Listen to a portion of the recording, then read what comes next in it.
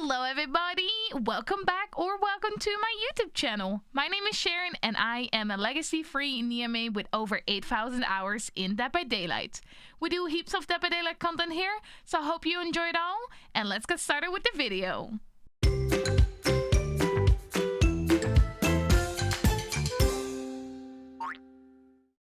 Today's video is gonna be a PTB video. This PTB has the newest Dead by Daylight chapter on it, called the Sadako Rising chapter.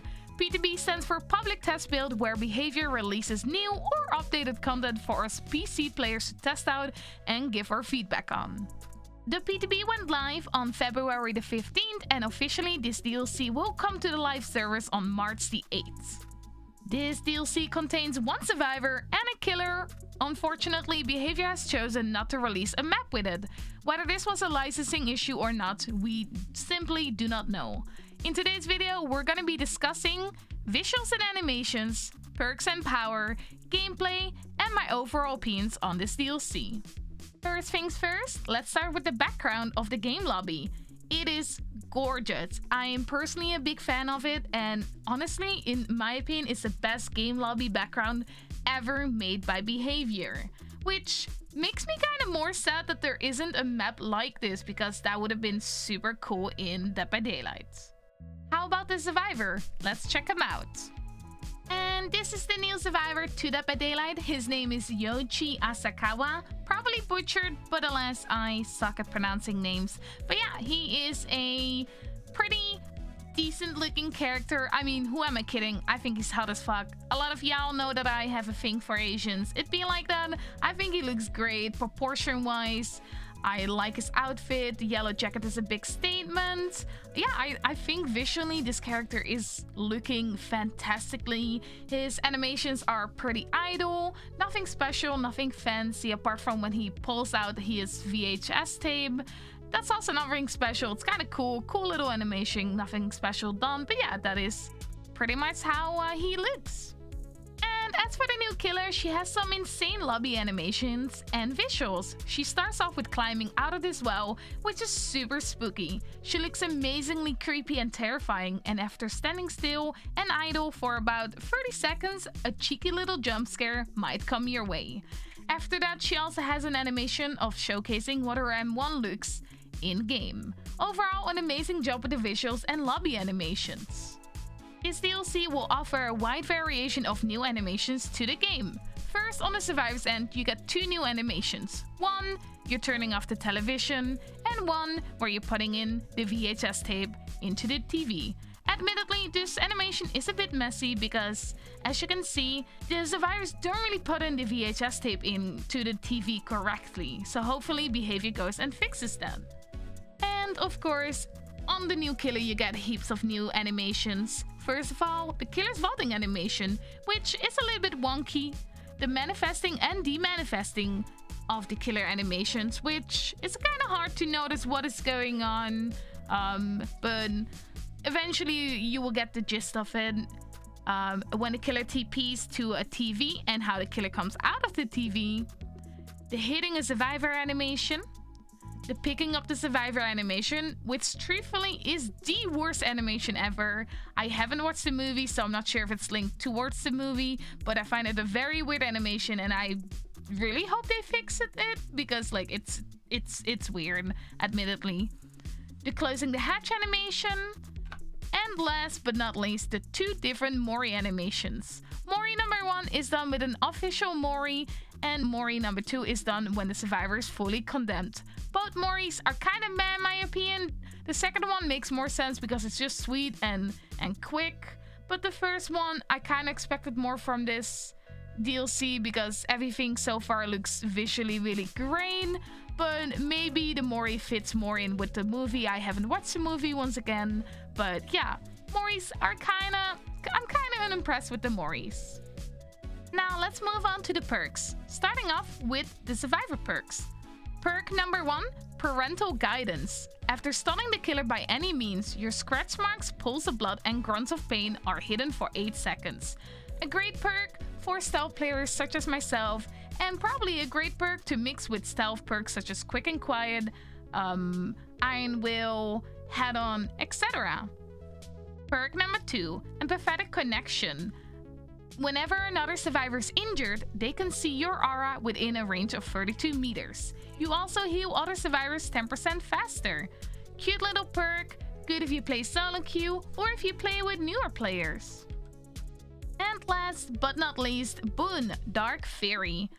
Any survivors within the Boon totem range gain a 2% haste status effect. This effect lingers for 2 seconds after leaving the Boon totem range.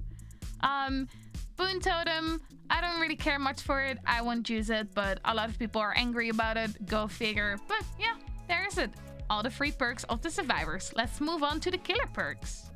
Killer perk number 1, Scorch Hook, Floods of Rage. At the trial, you have up to 4 random hooks that are changed into Scorch Hooks, and you see the aura in white. When a survivor is unhooked from a Scorch Hook, all the other survivors have the aura revealed for you for 5 seconds long. Great perk, honestly. It sounds great. Reversed barbecue and chili, especially great if you know, always struggle to find someone after hooking one person. Yeah, great perk.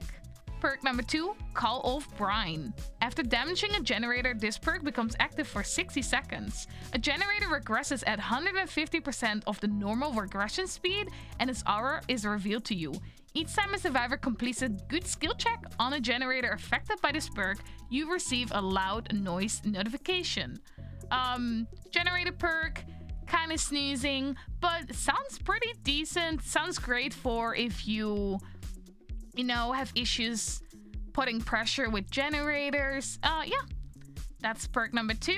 And perk number 3 is Merciless Storm. When a generator reaches 90% progress, survivors working on the generator will be faced with continuous skill checks. If they miss or stop repairing, the generator is blocked for 60 seconds.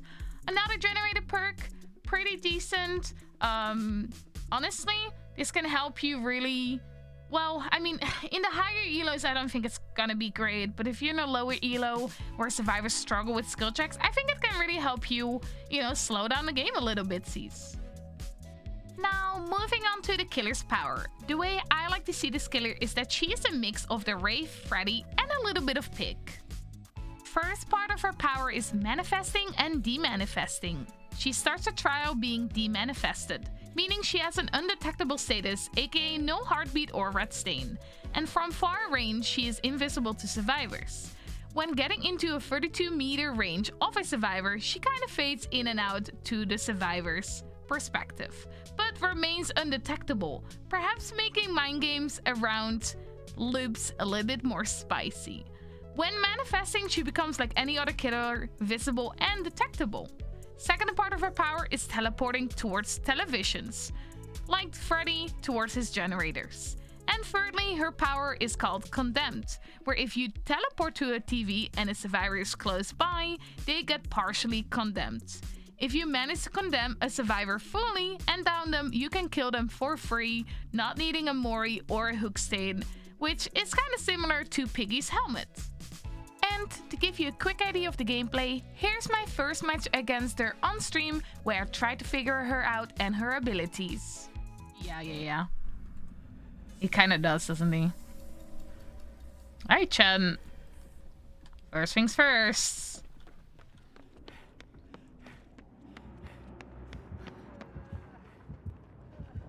Ominous sounds. Spooky. She could be right next to me, right? Because she can be invisible. I don't know. She's gonna, like... I don't want to turn this off, but it's gonna give me condemned if I do.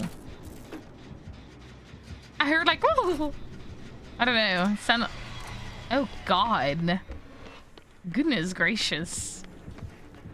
Goodness gracious. Oh, you're fast. You're fast. You're hella fast. Yes! Yes!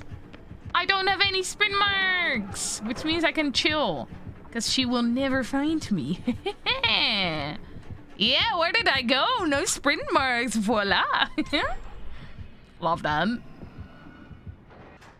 Oh, that's tasty. I know. This is definitely right up my alley for, like, perk-wise. Hello, boys. Paired with cooking quiet, that's gonna be funny, I know. I'm a little bit condemned though. I need to find my TV. When does my TV show up? Is it only when I'm like halfway condemned? Oh, I thought it was a specific TV that was connected to you. It said like a TV. Oh.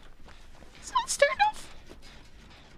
Yeah, I know you get condemned when you get teleported onto a TV, but you also get condemned for turning off a TV. So is the trade-off really worth it? I don't know. Thanks, chat. Oh my god. Her sound is really terrifying. It's very ominous.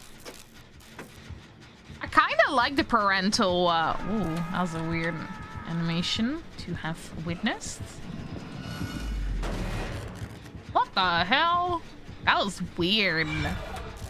Oh god, I got distracted by the sound. Hello, love. You're really small. I don't like this. I don't like how small she is. She is hard to... Wow, she's really fast. At least she looks fast. Don't throw it down. You're useless.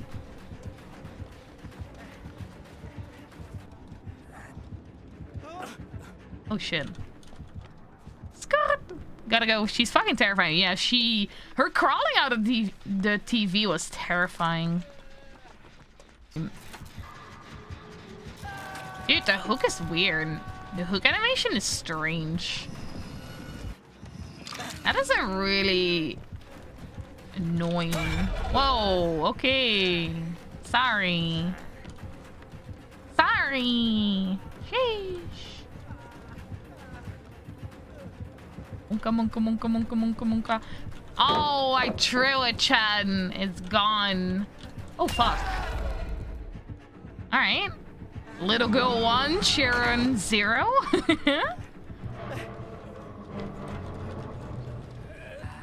Na na na na na na na na. We're kind of slowing down. Oh, bye. Yo, that looked kind of cool.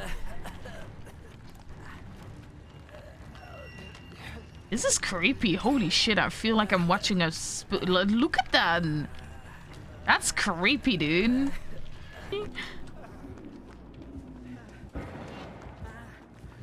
Interesting. So this is what it looks like when you have the tape. It actually gives you like a visual as well. That's interesting. So now I have the tape. And then I should push this in. That was... What?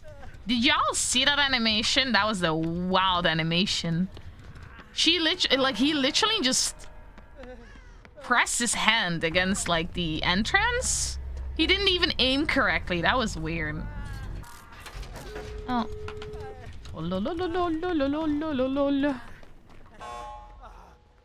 It's a manageable mechanic, the condemned, but if you neglect it, then she can get a free Mori. I think that's fine. It's a little bit like a pig helmet where, you know, like if you get it on you, you can't really ignore it, which delays the game for a little bit. See, I'm okay with that. Oh, that's not what I'm okay with. What the fuck is that? Ah! Aw. Tragic. What the? Is this normal or is it broken? What the fuck is that? That's normal. That's normal? I don't know about this one behavior. These animations are a bit whack. Thank you for that support. No, don't leave me. I'm gonna fully recover and then I'm gonna crawl. Wow, you left me.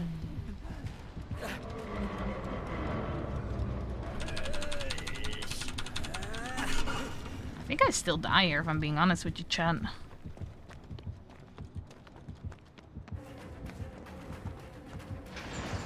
Never mind, I'm fine. I was really close, but I'm fine.